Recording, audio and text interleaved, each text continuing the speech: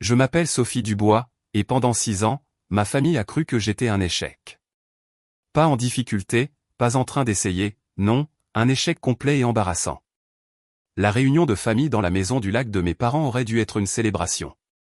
Mon frère Marc, l'enfant prodige, venait d'être nommé associé dans son cabinet d'avocat. Le mari de ma sœur Juliette avait été promu directeur régional des ventes. Même mon cousin Théo était là, tout juste après avoir conclu sa première affaire immobilière. Et puis, il y avait moi.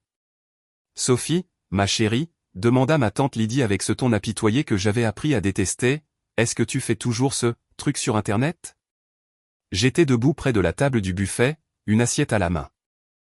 Toute la famille se tourna pour me regarder, 37 personnes, tous les yeux rivés sur la déception de la famille. Oui, dis-je simplement. Maman intervint comme elle le faisait toujours. Mode gestion de crise activé. Elle y travaille depuis des années. On n'arrête pas de lui dire de postuler à de vrais postes, mais... Elle afficha ce sourire crispé qui voulait tout dire. Vous savez à quel point elle peut être têtue. Marc se mit à rire. Serette, je pourrais te décrocher un entretien dans mon cabinet. Un poste d'assistante juridique, niveau débutant, mais au moins c'est un travail légitime. Ça va, merci. Vraiment? Lança Juliette, un verre de vin à la main. Parce que maman a dit que tu étais toujours dans ce minuscule appartement. Pas de voiture, pas d'économie. Sophie, tu as 34 ans. Je pris une bouchée de salade de pommes de terre. Ne dis rien. Papa se joignit à la conversation, sa voix portant sur toute la terrasse. Nous nous inquiétons pour toi, ma puce. Ce fantasme d'entreprise en ligne. Ça fait 6 ans. À un moment donné, il faut faire face à la réalité. Théo, enhardi par le consensus général, ajouta son grain de sel. Un de mes amis a essayé le truc de la start-up, il a perdu 3 ans de sa vie. Maintenant, il a un vrai travail chez Amazon, et il se construit un avenir. C'est ce que nous voulons pour toi, dit maman en posant sa main sur mon épaule. Un avenir, la sécurité, pas ça. Quoi que ce soit que tu fasses. Je souris. J'apprécie votre inquiétude. Vraiment? La voix de maman devint plus tranchante. Parce que honnêtement, Sophie, c'est embarrassant. Les gens me demandent ce que fait ma fille, et qu'est-ce que je réponds? Oh, elle a un site internet. C'est pathétique. Le mot resta suspendu dans l'air. Pathétique. 37 membres de la famille l'avaient entendu. Certains semblaient mal à l'aise. La plupart hochèrent la tête en signe d'approbation. Trouve un vrai travail, dit maman fermement. S'il te plaît, pour ton propre bien. Je posai mon assiette. J'y réfléchirai. Je quittai la réunion plus tôt, prétextant une échéance professionnelle. Personne ne me crut. Je pouvais entendre Juliette rire alors que je me dirigeais vers ma voiture. Une échéance professionnelle? Pourquoi? Son blog? Ce que ma famille ne savait pas, ce que je leur avais délibérément caché pendant 6 ans, c'est que je ne gérais pas un blog. Je dirigeais Cybersanté, l'entreprise de cybersécurité dans le domaine de la santé à la croissance la plus rapide d'Europe. Tout a commencé il y a 7 ans, lorsque je travaillais comme informaticienne débutante dans un hôpital. J'ai vu une attaque par rançongiciel paralyser toute une aile. Dossier des patients verrouillés, opération chirurgicale retardée, vie de personnes prises en otage par des pirates informatiques exigeant des bitcoins. L'hôpital a payé. Il n'avait pas le choix. J'ai démissionné de ce travail et j'ai passé chaque instant d'éveil à apprendre la cybersécurité. J'ai appris par moi-même les tests d'intrusion, l'évaluation des menaces, l'architecture des systèmes.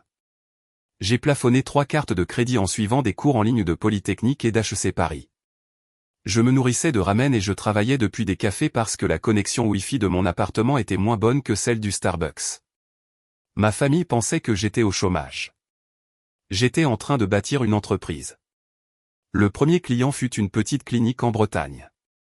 Ils m'ont payé 2800 € pour auditer leur système. J'ai trouvé 17 vulnérabilités et je les ai toutes corrigées. Ils m'ont recommandé à une autre clinique, puis à une autre. En un an, j'avais 42 clients et un chiffre d'affaires de 350 000 €. J'ai engagé mon premier employé, David, un programmeur brillant que j'avais rencontré sur un forum de sécurité en ligne. Puis 2 autres, puis 5. Je ne l'ai jamais dit à ma famille. Chaque fois que maman me posait des questions sur mon truc en ligne, je disais que ça allait bien et je changeais de sujet. Chaque fois que Marc me proposait de l'aide pour mon curriculum vie, je le remerciais et je refusais. Ils ont pris ma stratégie pour un échec. À la 3e année, Cybersanté comptait 47 employés et un chiffre d'affaires de 11 millions d'euros. Nous avions décroché des contrats avec 3 grands réseaux hospitaliers et 2 compagnies d'assurance. J'avais fait l'objet d'un portrait dans le journal du numérique en tant que « étoile montante de la sécurité dans le secteur de la santé ». Maman a appelé ce jour-là. Sophie, ta tante m'a envoyé un article. Quelqu'un portant ton nom y est mentionné. C'est toi? Oui. Oh. Eh bien, c'est gentil, ma chérie, mais tu sais, ces trucs de technologie, ça va et ça vient. Marc dit que tu devrais vraiment envisager. J'ai arrêté d'écouter. À la 4e année, nous avons atteint 45 millions d'euros de chiffre d'affaires. Challenge m'a appelé pour une entrevue. J'ai refusé. Capital m'a contacté. J'ai refusé. Je n'étais pas prête à ce que ma famille le sache. Pas encore. Je les testais toujours, je regardais toujours comment ils me traitaient quand ils pensaient que je n'étais personne. Ils ont échoué à ce test de manière spectaculaire. À Noël dernier, Marc m'a offert une carte cadeau pour un site de recrutement. Sérieusement, Serette, utilise-la. Juliette m'a offert un livre, Jamais trop tard, trouver sa carrière dans la trentaine. Maman m'a donné de l'argent pour le loyer. Ne le dis pas à ton père, a-t-elle chuchoté. Je les ai tous remerciés. La carte cadeau est allée dans un tiroir. Le livre est allé à une œuvre de charité. L'argent, je l'ai donné à un fonds de bourse pour les femmes dans la technologie. À la 5e année, Cybersanté comptait 340 employés répartis dans 4 bureaux. Nous avions décroché des contrats gouvernementaux d'une valeur de 80 millions d'euros. Ma valeur nette personnelle a dépassé les 350 millions d'euros. Je possédais un appartement terrasse à Lyon, payé comptant, mais je gardais mon ancien appartement pour les apparences. Je conduisais une Honda d'occasion parce que ma famille s'y attendait. Je ne me cachais pas. J'observais. Chaque commentaire dédaigneux, chaque regard apitoyé, chaque fois qu'il parlait de moi comme si je n'étais pas dans la pièce, je me souvenais de tout. La réunion d'été a été le point de rupture. Pas à cause de ce que maman a dit, bien que, pathétique, ait certainement fait mal. C'était l'expression sur son visage quand elle l'a dit, comme si elle croyait sincèrement que j'étais une déception. Comme si elle avait complètement renoncé à moi. Je suis rentré à Lyon en silence, mon téléphone vibrant des messages du groupe de discussion familiale. Juliette, je me sens si mal pour Sophie. 6 ans et rien à montrer. Marc, nous devons organiser une intervention. Cela a trop duré. Tante Lydie, quel dommage. Elle était si brillante quand elle était enfant. Théo, mon offre de la mettre en contact avec des recruteurs tient toujours. Papa, nous lui parlerons à la Toussaint. Assez, c'est assez. J'ai éteint mon téléphone. 2 jours après la réunion, mon assistante, Emma, a frappé à la porte de mon bureau. Sophie, le photographe de Capital est là. Ils veulent faire la séance photo dans la grande salle de conférence. C'est vrai. L'article de Capital. 3 mois plus tôt, le magazine Capital m'avait contacté pour son numéro annuel de la présidente directrice générale de l'année. Cette fois, j'avais dit oui. Pas parce que je voulais la publicité, mais parce que j'en avais assez d'être invisible pour les gens qui auraient dû croire en moi dès le début. La séance photo a duré 4 heures. Ils voulaient des clichés de moi au bureau, avec mon équipe, debout devant notre salle des serveurs, assise à mon bureau. La journaliste, Catherine Valois, m'a interviewé pendant 2 heures. Votre histoire est remarquable, a dit Catherine. Bâtir une entreprise de 500 millions d'euros en 6 ans. Comment votre famille a-t-elle réagi à votre succès? J'ai souri. Ils ne le savent pas encore. Les sourcils de Catherine se sont haussés. Ils ne le savent pas? Ils pensent que je gère un petit site internet. Ils me disent de trouver un vrai travail depuis des années. Et vous les avez laissés croire ça? Oui. Pourquoi? J'y ai réfléchi. Je voulais voir qui ils étaient quand ils pensaient que je n'étais personne. Il s'avère que ce sont le genre de personnes qui se moquent de l'échec au lieu de soutenir la difficulté. Bon à savoir. L'expression de Catherine a changé, un mélange de compréhension et de quelque chose qui ressemblait à de la tristesse. Quand le découvriront-ils? Quand le magazine sortira en kiosque? Le 15 septembre. C'est dans 2 jours. Je sais. Le 15 septembre est arrivé un mardi. Je me suis réveillé à 6 heures du matin avec 17 textos dans le groupe de discussion familiale. Personne ne m'avait encore mentionné. Juste les plaisanteries habituelles, Marc partageant une photo de son café, Juliette se plaignant de l'école de ses enfants, maman postant une recette. Je me suis préparé pour le travail. Tailleur pantalon noir, bijoux simples, professionnel mais pas tape à accent grave-l'œil. Mon téléphone a sonné à 7h14. David? Patronne, il faut que tu vois ça. Capital a publié la version numérique en avance. C'est déjà en tendance sur LinkedIn. Bien. Bien. Sophie, tu es sur le point de casser Internet. Le titre est « Valeur nette de 500 millions d'euros à 34 ans, la présidente directrice générale dont vous n'avez jamais entendu parler. » Il te qualifie de prochaine grande figure de la technologie.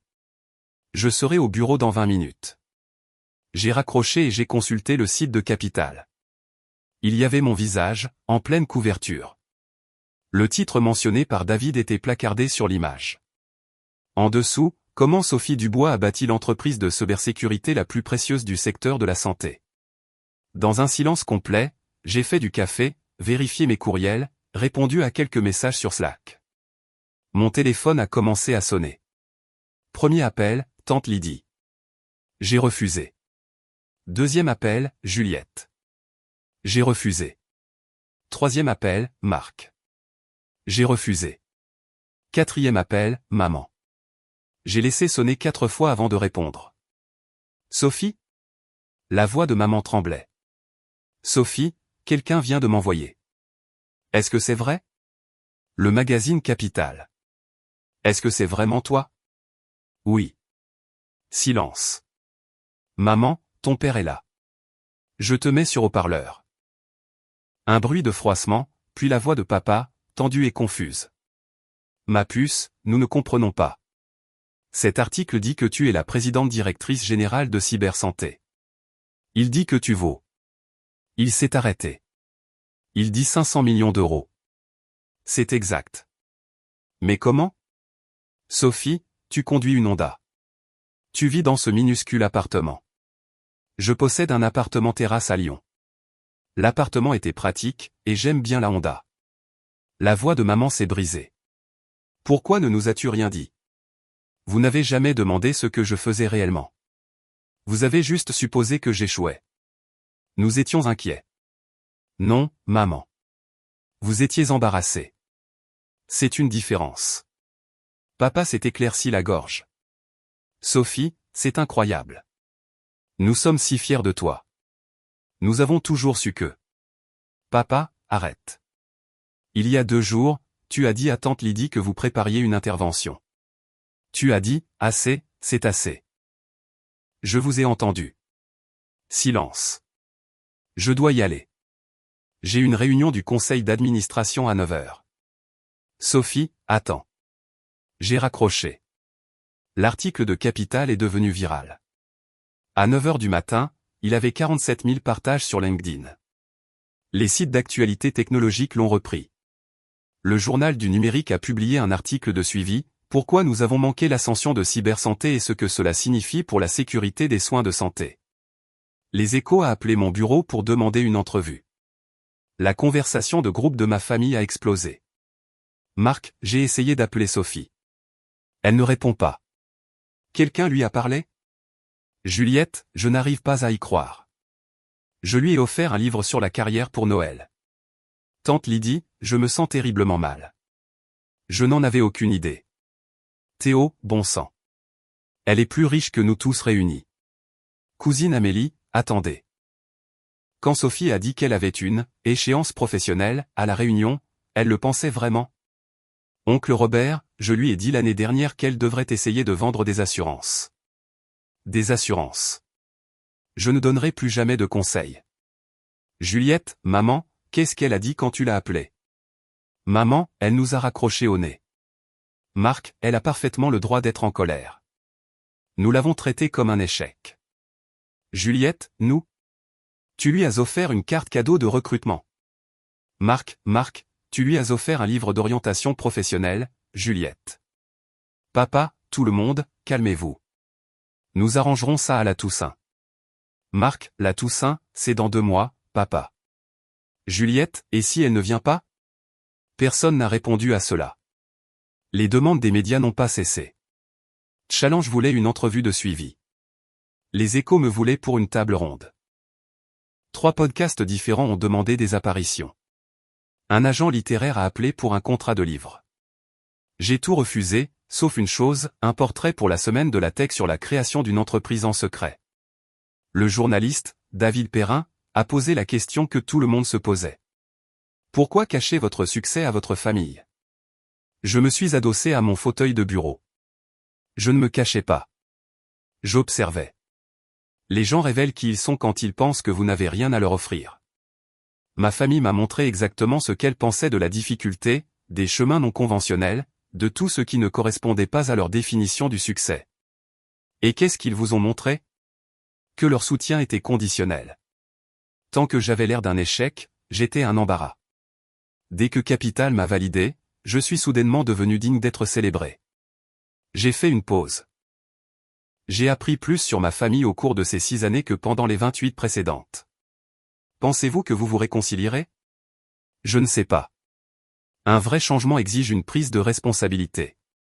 S'ils veulent une relation avec moi, ils doivent reconnaître ce qu'ils ont fait et pourquoi c'était mal, pas seulement s'excuser parce que je suis soudainement devenu une réussite. L'article a été publié 3 jours plus tard avec le titre « Le test de 6 ans de Sophie Dubois et pourquoi sa famille y a échoué ». Il est devenu viral immédiatement. La réponse de ma famille est venue par vagues. Vague 1, choc et incrédulité, 15 et 16 septembre. Des dizaines d'appels auxquels je n'ai pas répondu. Des textos allant de « ça ne peut pas être vrai » à « il faut qu'on parle » et « s'il te plaît, rappelle-nous ». Vague 2, fierté et célébration, 17 et 18 septembre. Maman a posté la couverture de Capital sur Facebook, si fière de ma brillante fille. Présidente directrice générale de l'année. Article de fête. Marc a mis à jour son profil LinkedIn, reconnaissant de venir d'une famille de grands accomplisseurs. Ma sœur est en train de changer les soins de santé. Juliette a posté une vieille photo, j'ai toujours su que celle-ci était spéciale. Présidente directrice générale de l'année. Sœur fière. Je n'ai ni aimé ni commenté aucune de ces publications. Vague 3, confusion et blessure, 19 au 21 septembre. Message vocal de maman, Sophie, je ne comprends pas pourquoi tu nous exclus. Nous t'aimons. S'il te plaît, rappelle-moi. Courriel de papa, ma puce, nous avons fait des erreurs, mais nous sommes une famille. Discutons-en. Texto de Marc, Sœurette, je comprends qu'on a merdé, mais 6 ans. Tu nous as laissé croire que tu galérais pendant 6 ans. Ce n'est pas juste non plus. Vague 4, colère et justification, 22 au 24 septembre. Juliette dans le groupe de discussion familiale, honnêtement, Sophie fait du cinéma. On s'inquiétait pour elle. Ce n'est pas un crime. Tante Lydie, je suis d'accord. On ne savait pas. Comment aurions-nous pu? Elle nous a menti. Théo, si elle voulait du soutien, elle aurait dû nous dire ce qu'elle faisait vraiment. J'ai fait une capture d'écran de toute cette conversation et l'ai envoyée à mon avocat. Gardez ça. J'en aurai peut-être besoin plus tard. Le 28 septembre, mon assistante Emma m'a appelé sur l'interphone. Sophie, votre mère est dans le hall. Elle n'a pas de rendez-vous, mais elle dit qu'elle attendra aussi longtemps qu'il le faudra. J'ai vérifié mon agenda. Réunions successives jusqu'à 18h. Dites-lui que je ne suis pas disponible aujourd'hui. Elle peut prendre rendez-vous comme n'importe qui d'autre. Emma a hésité. Elle pleure, Sophie. J'ai fermé les yeux, j'ai pris une grande inspiration. Je lui accorde 15 minutes. À 18h15. À 18h15, maman est entrée dans mon bureau. Elle semblait plus petite, plus âgée. Ses yeux étaient rouges.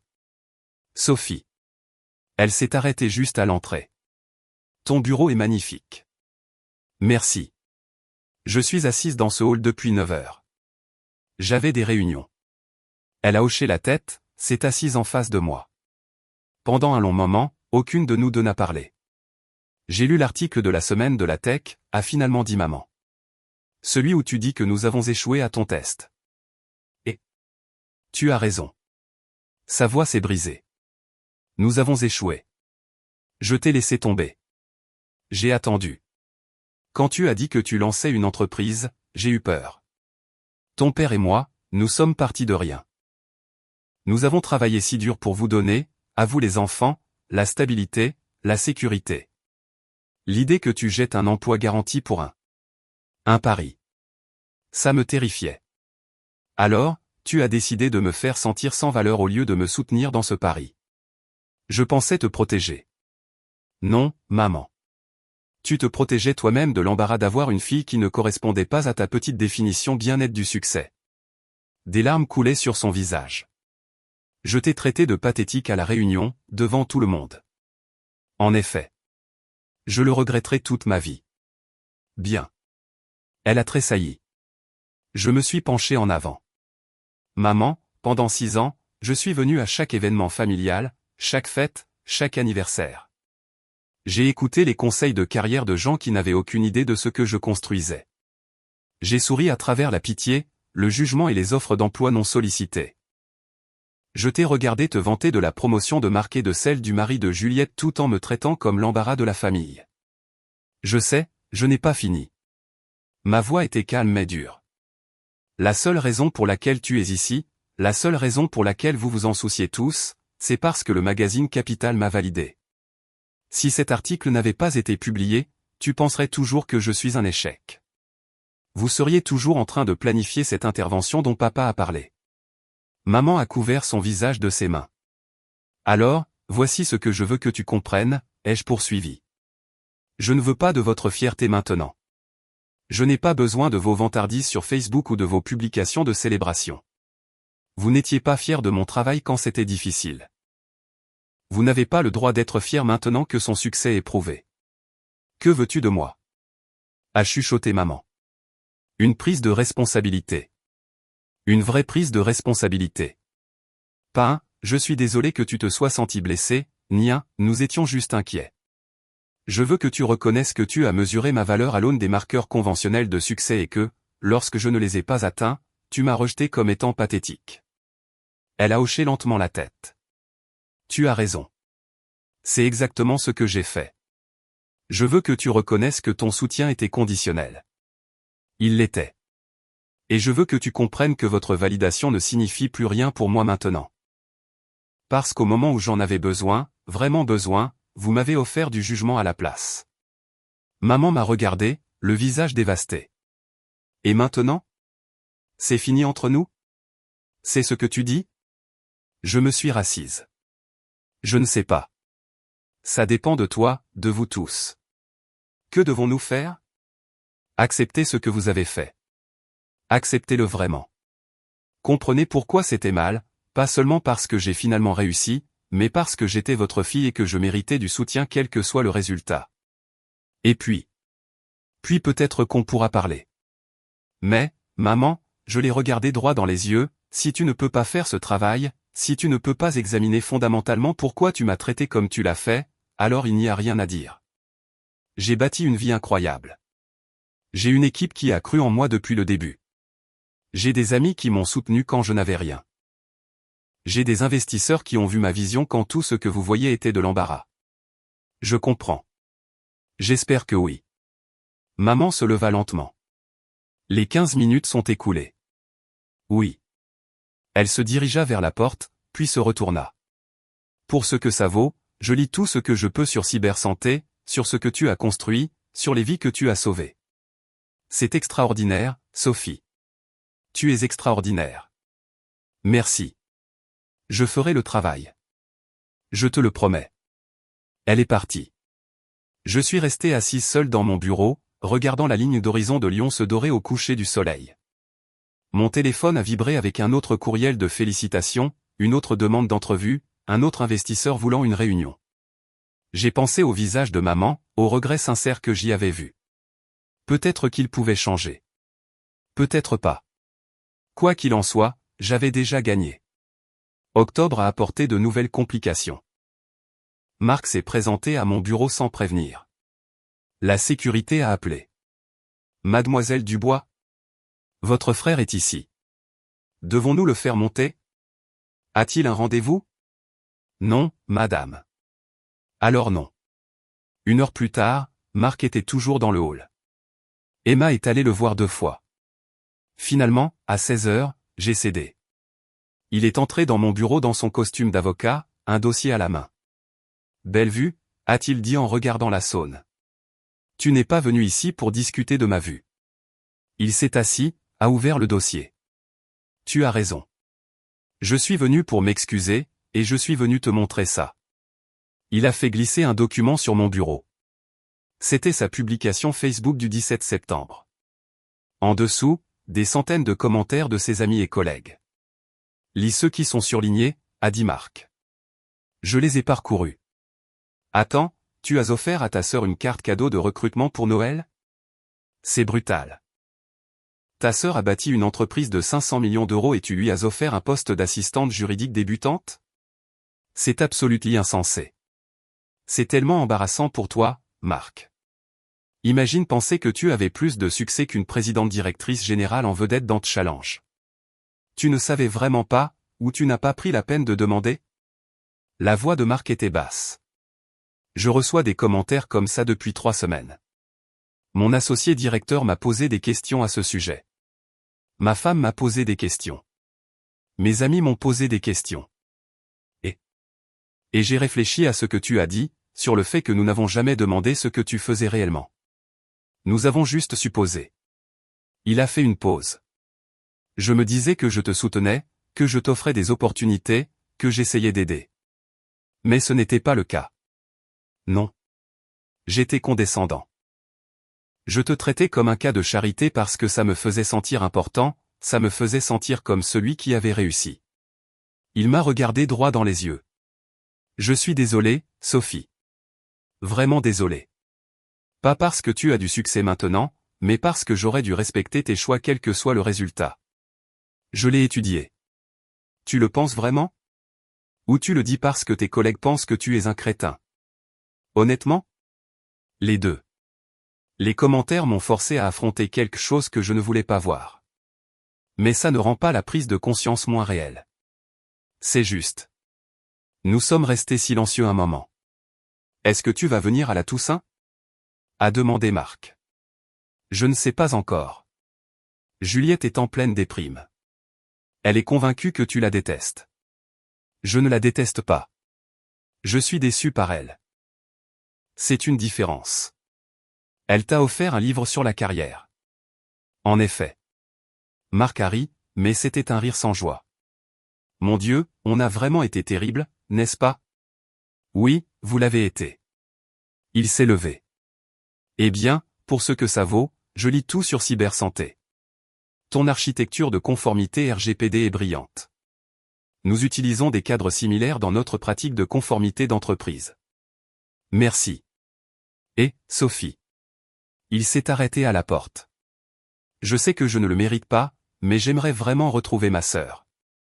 La vraie, pas la version qu'on s'était inventée dans nos têtes. On verra. Après son départ, j'ai réfléchi à cette conversation. Marc avait toujours été l'enfant prodige, celui qui faisait tout bien. Qu'il admette publiquement qu'il avait eu tort, ça signifiait quelque chose. Peut-être pas assez, mais quelque chose. Le 15 novembre, 2 semaines avant la Toussaint, j'ai reçu une enveloppe Chronopost à mon bureau. À l'intérieur se trouvait une lettre manuscrite de papa, 8 pages recto verso. Elle commençait par « Sophie, j'ai passé les 2 derniers mois à réfléchir au père que je voulais être et à celui que j'ai réellement été. » Il a détaillé chaque moment dont il se souvenait où il avait rejeté mes rêves, chaque fois qu'il m'avait suggéré d'être réaliste, chaque fois qu'il avait insinué que mon chemin était insensé. Je me disais que j'étais pratique, écrivait-il. Mais la vérité, c'est que j'avais peur. J'ai travaillé dans la même usine pendant 35 ans parce que c'était sûr. Je n'ai jamais pris de risque parce que je ne pouvais pas me permettre d'échouer. Quand tu as décidé de faire ce saut, ça a menacé tout ce que je croyais sur la sécurité et la stabilité. La lettre continuait, mais voici ce que je n'avais pas compris. Ma peur n'était pas de la sagesse. C'était juste de la peur. Et j'ai laissé cette peur empoisonner la façon dont je voyais ton courage. Parce que c'est ce que c'était, Sophie, du courage. Tu as tout risqué pour construire quelque chose qui comptait. Tu as passé 6 ans à travailler plus dur que je n'ai jamais travaillé. Et au lieu d'être impressionné par ton dévouement, j'ai appelé ça un fantasme. À la page 6, son écriture est devenue plus brouillonne, comme s'il pleurait en écrivant. Quand tu nous as raccrochés au nez, à ta mère et à moi, j'étais en colère. Je pensais que tu étais injuste.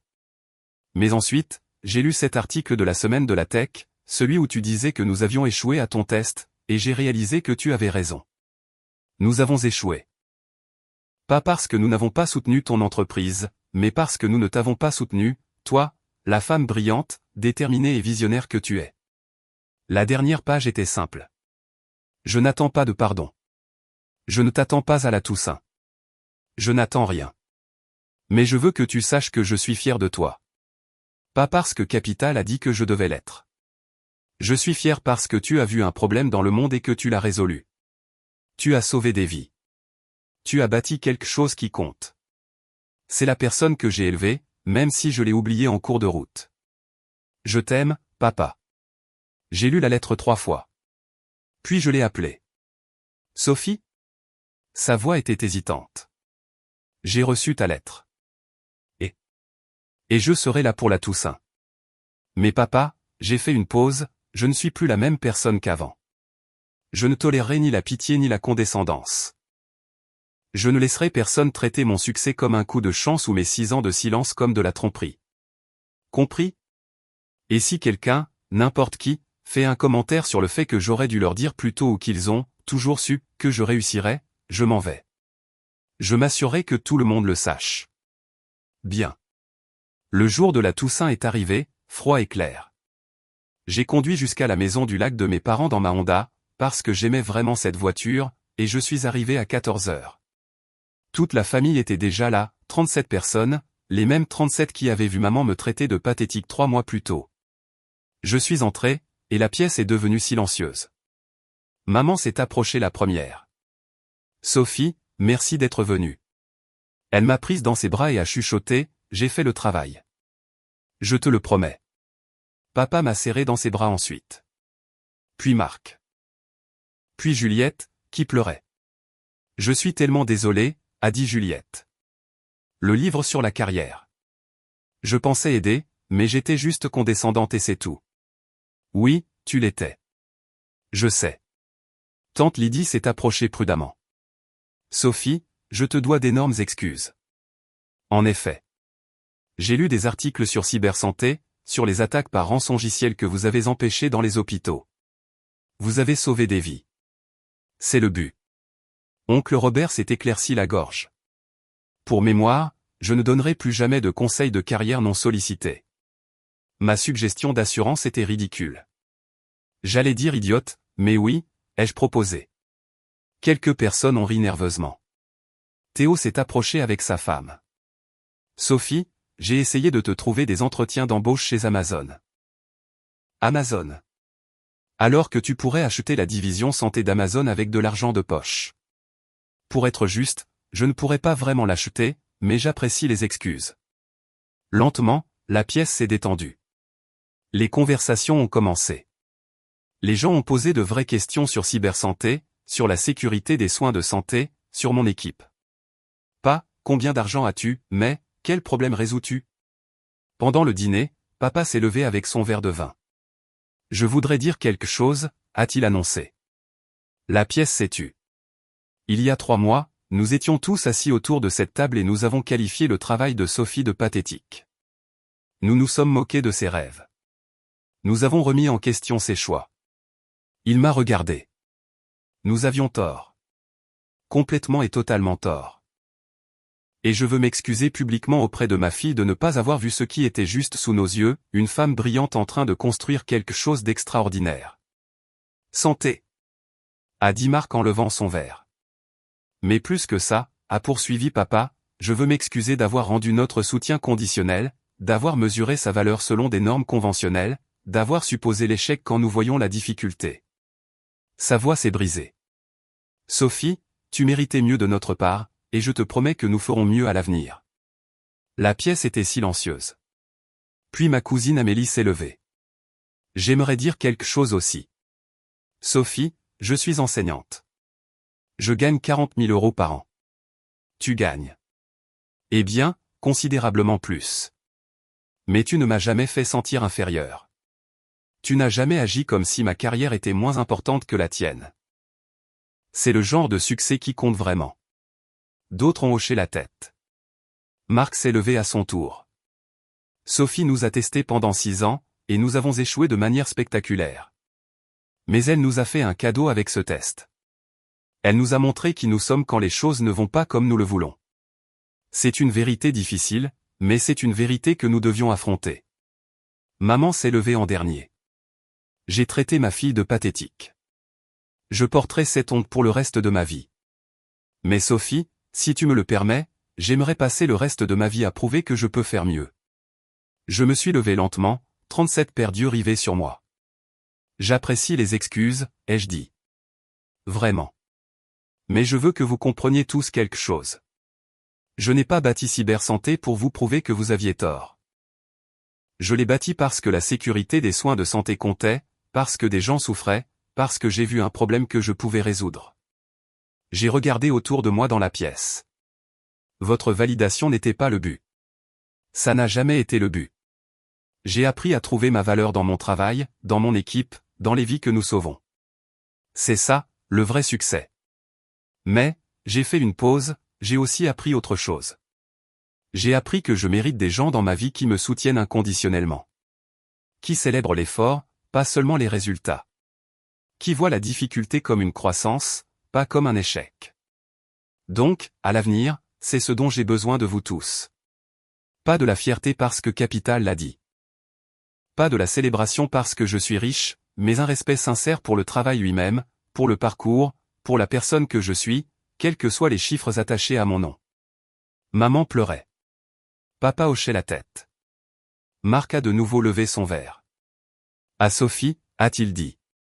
La présidente directrice générale dont nous avions besoin mais que nous ne méritions absolument pas. La pièce a ri. À Sophie. Ont-ils fait écho en trinquant? J'ai souri. Cette fois, ça semblait vrai. Plus tard dans la soirée, je me tenais sur la terrasse qui surplombait le lac. Ma cousine Amélie m'a rejointe. C'était intense, a-t-elle dit. C'était nécessaire. Vas-tu leur pardonner? J'y ai réfléchi. Je ne sais pas. Le pardon n'est pas un interrupteur. C'est un processus. Ils m'ont profondément blessé. Ils m'ont fait douter de ma propre valeur pendant des années. Mais ils essaient. Vraiment. Ça compte pour quelque chose. Amélie a souri. Pour ce que ça vaut, j'ai toujours pensé que tu étais brillante. Même quand je ne comprenais pas ce que tu faisais. Merci. Et Sophie? Ce test que tu as créé. C'était génial. Cruel, peut-être, mais génial. J'ai ri. Je préfère le considérer comme stratégique. Peu importe ce qui t'aide à dormir la nuit, présidente directrice générale. Nous sommes restés là dans un silence confortable, à regarder le soleil se coucher sur le lac. Mon téléphone a vibré. Un texto de David, patronne, Les Échos vient de publier ses prédictions technologiques pour l'année prochaine.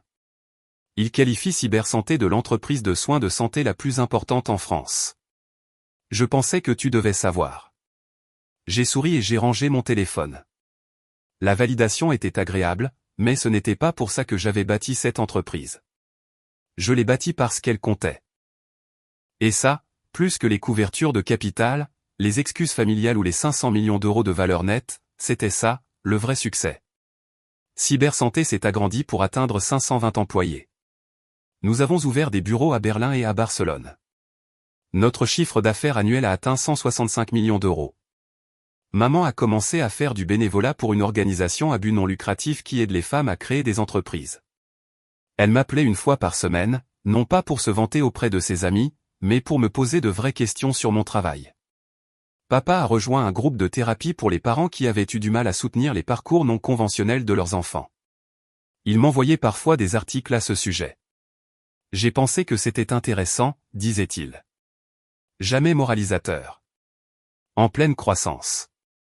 Marc et moi déjeunions ensemble une fois par mois. de vraies conversations. Frères et sœurs, pas avocat et cas de charité.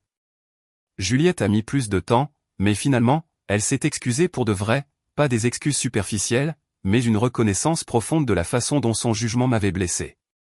Nous nous reconstruisions, lentement. Le reste de la famille, certains ont compris, d'autres non. J'ai appris à être en paix avec les deux. Mais le plus grand changement? J'ai arrêté de tester les gens.